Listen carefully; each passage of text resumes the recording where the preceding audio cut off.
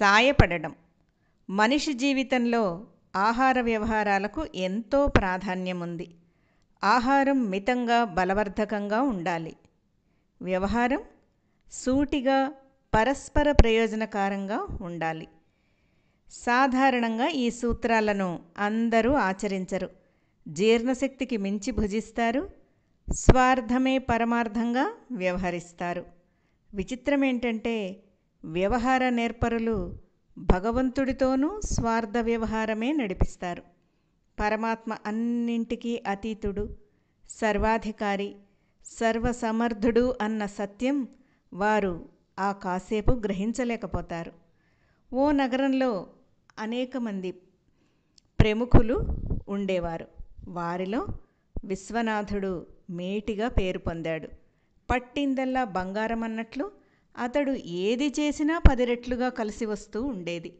ఇంతటి సంపన్నుడైన విశ్వనాథుడు పరమ పిసినారి.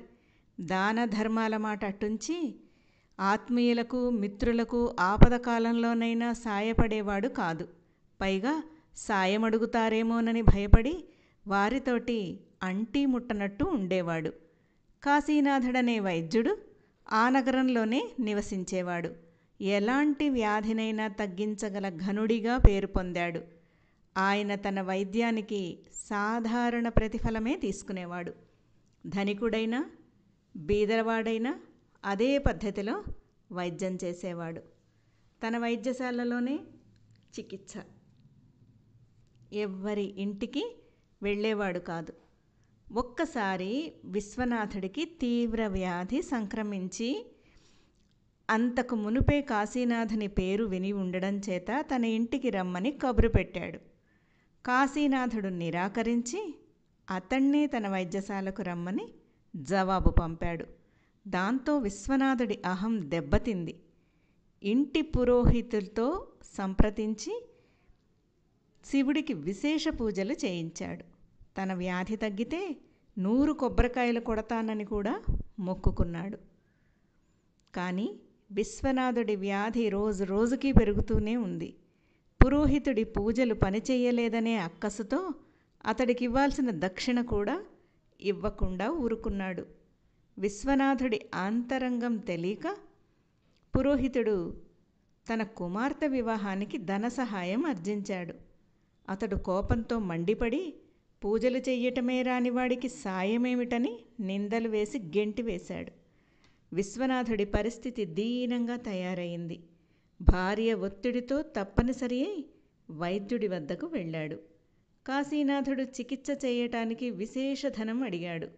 మరో మాట లేకుండా అతడు అడిగిన ధనం వెంటనే చెల్లించాడు. ఆ సమయంలో తన ఇంట్లోనే పూజలు చేస్తున్న విశ్వనాథుడి పురోహితుణ్ణి రప్పించి ఆ మొత్తం ధనాన్ని ఇచ్చి వైభవంగా కుమార్తె పెళ్లి చేయమన్నాడు. ఆశ్చర్యపోతున్న విశ్వనాథుడితో, మీరు భగవంతుడితోనే వ్యవహారం ప్రారంభించి తోటి మానవుల పట్ల కర్తవ్యం మరిచారు. మీ జీవితంలో ఎవరికి ఎలాంటి సహాయము చేయనప్పుడు మీకు భగవంతుడు ఎందుకు సాయం చేస్తాడు? ఆయన అందరికన్నా గొప్ప వ్యవహర్త. ఇకనైనా మీ పద్ధతులు మార్చుకొని నా వద్దకు వైద్యానికి రండి.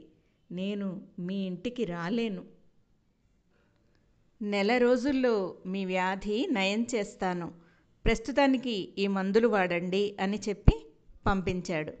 విశ్వనాథుడు తన తప్పు గ్రహించి స్వార్థ వ్యవహారం వదిలి నలుగురికి సాయపడేందుకు ముందుకొచ్చాడు. అతడి వ్యాధి కూడా త్వరలోనే తగ్గిపోయింది. అప్పట్నుంచి అన్ని వ్యవహారాలు అతడికి సానుకూలంగా మారటమే కాదు, అందరి చేత గౌరవంగా పిలవబడ్డాడు. అందరి నుంచి గౌరవం కూడా పొందాడు.